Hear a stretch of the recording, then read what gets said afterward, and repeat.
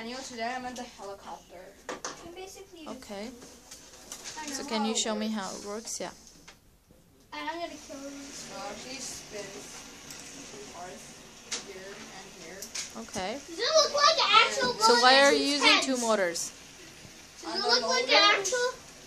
Does this look like an actual blaster that looks like? Motor's spinning this. Oh my god. This gear. I know. But like, what kind of person are you?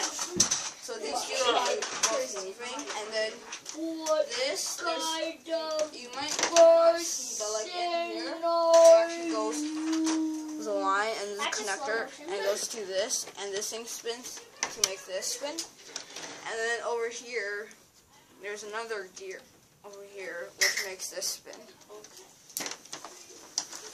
So, Daniel, did you find this project difficult or easy? Easy? That's great. Do you want to say anything else about your building? There's like this lasting thing. Okay. It doesn't really work. Okay. Thank you so much. See you next time. Bye. Bye.